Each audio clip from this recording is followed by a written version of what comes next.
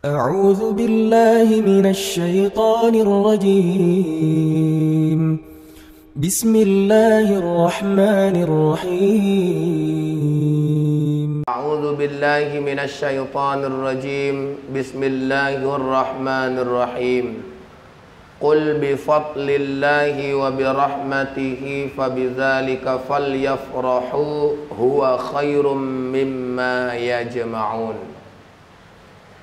صدق الله العظيم وصدق رسوله النبي الكريم ونحن على ذلك من الشاهدين والشاكرين والحمد لله رب العالمين. Ucapan syukur alhamdulillah kita persembahkan kepada Allah Rabbul Jalil, Allah sang pemilik kehidupan, Allah yang selalu menitipkan nikmat dan karunia-Nya kepada kita. Salawat dan salam tak lupa kita sanjung tinggikan kepada Nabi yang kita cinta, baginda Rasul Muhammad sallallahu alaihi wasallam. Mudah-mudahan kita semuanya yang rajin bersalawat akan mendapatkan syafaat di hari kemudian. Amin ya rabbal alamin. Hadirin jamaah salat Jumat yang dirahmati Allah Subhanahu wa taala. Alhamdulillah, hari ini Allah memberi kita kesempatan hidup di hari ke-22 bulan Sya'ban tahun 1443 Hijriah. Kalau kita hitung lebih kurang hanya tinggal 8 hari lagi, maka kita akan menjumpai Sayyidus Syuhur, tuannya bulan Syahrul Ramadan, yakni bulan suci Ramadan.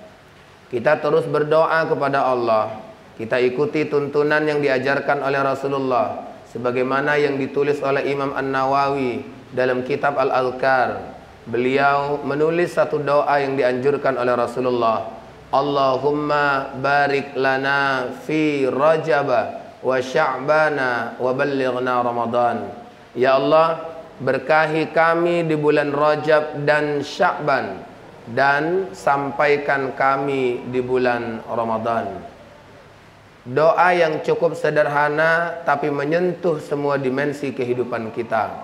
Pertama, Allah menyuruh kita melalui Nabi untuk berdoa minta keberkahan, barokah. Dalam kitab Ihya Ulumuddin yang dikarang oleh Imam Al-Ghazali, maknanya adalah ziyadatul khair, artinya menambah kebaikan. Berarti kalau kita minta keberkahan dari Allah, kita minta agar Allah menambahkan kebaikan untuk kita. Dan kemudian waballighna Ramadan, dan sampaikan kami di bulan Ramadan. Doa yang menunjukkan bahwa kita adalah hamba-hamba yang memiliki ketauhidan yang baik, karena kita sadar yang maha menentukan umur kita adalah Allah. Bukan sehat yang membuat kita panjang umur, bukan juga makanan yang kita konsumsi yang membuat kita panjang umur, tapi pada substansinya, pada hakikatnya Allah lah yang menentukan kita panjang atau tidak umur kita di dunia ini. Makanya sebagai wujud rasa ikhtiar, makanan kita jaga, kesehatan kita jaga, dan itu bahagian dari sunnatullah, hukum alam. Tapi yang maha menentukan tetap adalah Allah Subhanahu wa ta'ala. Karena Ramadan sebentar lagi akan tiba, maka kita tunjukkan rasa bahagia kita. Karena secara substansi, rasa bahagia yang muncul dalam hati kita ketika hendak datang bulan Ramadan itu merupakan konsekuensi logis dari keimanan kita. Rasa bahagia itu tentunya memiliki dasar, sebagaimana yang ditulis oleh Allah di dalam Al-Quran surah Yunus ayat 58. Apa kata Allah? Qul bi fadlillahi wa bi rahmatihi fabidzalika falyafrahu. Katakanlah, dengan karunia Allah dan dengan rahmatnya, maka dengan itu hendaklah kalian berbahagia. Perintah dari Allah untuk bahagia itu ada dua sebabnya. Yang pertama adalah karena rahmat Allah, dan yang kedua adalah karena karunia Allah. Kita sebagai orang yang beriman pastinya memahami bahwa kalau kita bisa masuk di bulan Ramadan, kita bisa ketemu dengan Ramadan, itu sebuah karunia terindah dari Allah. Dan ketika kita bisa memasuki bulan Ramadan, itu juga wujud rasa kasih sayang Allah kepada kita, karena kita diberikan kesempatan untuk menikmati kemanfaatan yang bisa mendatangkan rahmat dari Allah Subhanahu wa taala. Bayangkan, informasi terkait dengan Ramadan itu ditulis dalam beberapa hadis. Salah satunya adalah ketika Rasul bersabda, "Lau ta'lamu ummati ma fi Ramadan, la tamannau an takuna as-sanatu kullaha Ramadan." Jikalau sekiranya umatku tahu apa yang ada di bulan Ramadan, pasti dia akan menginginkan 1 tahun penuh itu adalah Ramadan. Kenapa? Bukan karena alasan duniawi yang menyebabkan hati kita bahagia, tapi karena argumentasi ukhrawi yang membuat kita merasa bahagia. Rasul melanjutkan dalam kalimat hadis itu, li'annal hasanata mujtami'ah, karena amal kebaikan dilipat gandakan. Kemudian wadzunuba maghfurah, dosa diampunkan. Wat taubata maqbulah, taubat diterima. Wad du'aul mustajabah, doa kita diijabah oleh Allah. Dengan informasi yang ada itu, rasanya wajar kalau mau masuk Ramadan kita semuanya berbahagia.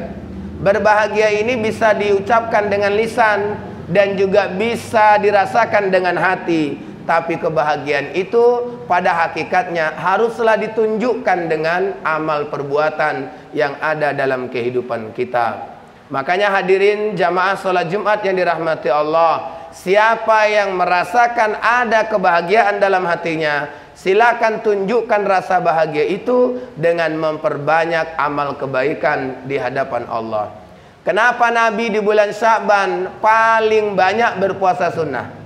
Sebagaimana hadis yang disebutkan dari Aisyah radhiyallahu anha, hadis riwayat Bukhari dan hadis riwayat Ahmad, disebutkan bahwa Rasulullah ketika bulan Sya'ban sangat sulit dijumpai untuk tidak berpuasa.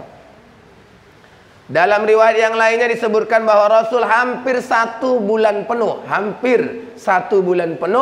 berpuasa sunnah di bulan Sya'ban. Kenapa sebegitu hebatnya Rasul? Mau masuk Ramadan, Rasul banyak berpuasa sunnah. Bahkan disinyalir di antara bulan-bulan selain Ramadan, tidak ada bulan di mana Rasul paling banyak berpuasa kecuali bulan Sya'ban. Namun anehnya, masyarakat malah banyak memahami di bulan Sya'ban itu puasanya ya nisfu Sya'ban. Ini yang aneh kita melihatnya. Kenapa? Karena memang pada prinsipnya di bulan Sya'ban itu kapan saja kita disunahkan untuk berpuasa. Kecuali jangan hari Jumat cuman 1 hari, itu bisa haram. Jangan hari Sabtu cuman 1 hari, bisa makruh. Tapi selain itu, maka boleh kita berpuasa, nggak perlu ditentukan nisfu atau tidak. Namun kalau ada orang yang melaksanakan puasa di pertengahan Sya'ban, itu namanya nisfu Sya'ban, iya, tapi nama puasanya tetap adalah puasa Sya'ban. Karena dalam kajian fikih tidak ada jenis puasa nisfu Sya'ban, yang ada jenis puasa itu adalah puasa Sya'ban. Makanya kita beribadah kepada Allah harus juga lurus-lurus. Ya, jangan nanti kita salah. Sama halnya dengan tradisi yang ada di Indonesia. Menjelang Ramadan, coba lihat, banyak di antara kita yang sudah merencanakan untuk melakukan ziarah kubur. Pertanyaannya, salahkah kita ziarah kubur? Jawabannya tidak.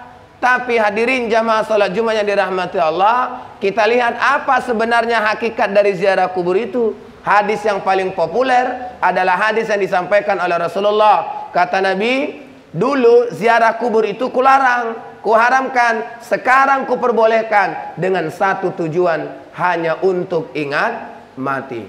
Perkara waktu tidak ada ditentukan, perkara jam tidak ada ditentukan, perkara bulan yang baik untuk berziarah kubur tidak ada diberitahukan oleh Rasulullah. Berarti ada kebebasan bagi kita untuk menentukan kapan kita mau ziarah kubur. Dan itu adalah pilihan kita. Makanya kalau ada yang ingin menentukan bulan A, bulan B, bulan C, yang lain tidak boleh intervensi. Kenapa? Karena itu bahagian dari pilihannya. Dan kalau ada yang misalnya tiap hari mau ziarah, atau tiap minggu mau ziarah, tiap bulan mau ziarah, Itu bukan pilihan kita, tapi pilihan orang. Silakan orang memilih untuk melakukan ziarah kubur. Tapi ingat, cuman satu yang ingin kita tegaskan dalam kaitan dengan ziarah kubur. Kenapa Nabi melarang dulu ziarah kubur? Karena bisa cenderung membuat kita musyrik. Tapi sekarang ziarah kubur ini dibolehkan oleh Nabi dengan satu tujuan. Apa itu? Untuk zikrul maut, ingat mati. Kenapa dari zaman dulu tradisi ziarah kubur itu kemudian tidak dipertentangkan oleh Majelis Ulama Indonesia sebagai ulama yang kita ikutin? Jawabannya karena memang tidak ada nilai kesalahan yang harus diperdebatkan di situ. Yang paling penting cuma satu. Kita sekarang giat-giatlah untuk mengingatkan kepada jamaah, kepada teman-teman kita, kepada keluarga-keluarga kita, bahwa ziarah kubur menjelang Ramadan itu adalah sebuah tradisi yang harus diluruskan niatnya. Bukan untuk menyambut Ramadan, tapi dalam rangka untuk mengingatkan kita dengan kematian. Hadirin jamaah sholat Jumat yang dirahmati oleh Allah Subhanahu wa Ta'ala. Rasul dengan rasa bahagianya memperbanyak amal ibadah. Apalagi di bulan Sya'ban ini, dalam riwayat yang sahih disebutkan bahwa di bulan Sya'ban inilah amal-amal catatan kita, catatan-catatan amal kita itu diangkat ke langit, dilaporkan kepada Allah. Kalau kita di kantor, tutup buku itu adalah bulan Desember. Tapi kalau malaikat Raqib dan Atid, tutup bukunya itu adalah di bulan Sya'ban. Makanya di bulan Sya'ban ini dianjurkan kita untuk memperbanyak amal kebaikan. Apapun bentuk amal kebaikan itu, silakan. Itu pilihan kita. Kita satu hari ini bisa apa? Terserah. Antum a'lamu bi umuri dunyakum, kata Nabi. Kamu lebih tahu tentang urusan duniamu. Kalau kita punya aktivitas yang banyak, maka jangan lupakan Allah di dalamnya.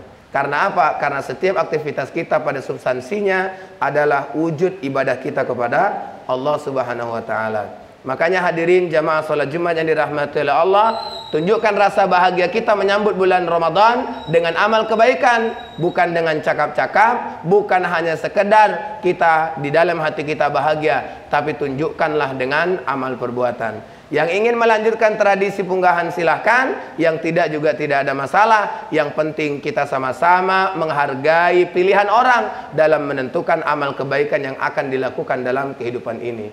Ingat hadirin, umat Islam hanya akan maju ketika umat Islam tidak memperuncing perbedaan yang sifatnya furu'iyah. Furu'iyah itu artinya cabang. Tapi kalau masalah akidah, kita tidak boleh khilafiyah, nggak boleh kita berbeda pandangan. Tuhan kita tetap Allah. Semua kita Tuhannya adalah Allah. Kitab kita tetap Al-Quran. Tidak ada kitab yang lainnya yang sekarang kita pedomani. Walaupun ada 4 kitab yang harus diimani, Taurat, Zabur, Injil, dan Al-Quran yang sekarang kita pegang. Tapi yang kita jadikan pedoman sampai detik ini adalah Al-Quran yang dibawa oleh Nabi kita Muhammad Sallallahu Alaihi Wasallam. Mudah-mudahan semakin di penghujung bulan Sya'ban ini, semakin banyak amal kebaikan yang kita bisa kerjakan. Dan itu sebagai wujud rasa bahagia kita menyambut bulan suci Ramadan. Sebagaimana layaknya orang bahagia ketika mau jalan-jalan, persiapannya banyak, yang dipersiapkan juga lengkap. Maka kita juga mau masuk bulan suci Ramadan, tunjukkan persiapan kita di hadapan Allah, dan kita sama-sama menyambut Ramadan dengan penuh kebahagiaan. Selanjutnya ketika Ramadan masuk, kita akan ucapkan marhaban ya Ramadan. Selamat datang wahai bulan Ramadan, bulan yang penuh berkah, bulan yang penuh maghfirah, bulan yang penuh ampunan dari Allah Subhanahu wa Ta'ala. Demikian khutbah yang Bapak Khatib sampaikan. Mudah-mudahan memberi manfaat bagi kita semuanya, dan insyaallah kita semua selalu dalam lindungan Allah Subhanahu wa Ta'ala. Amin ya rabbal alamin. Barakallahu li wa lakum fil Qur'anil Karim, wa nafa'ani wa iyyakum bima fihi minal ayati wa dzikril hakim, wa taqabbal minni tilawatahu innahu huwal ghafurur rahim.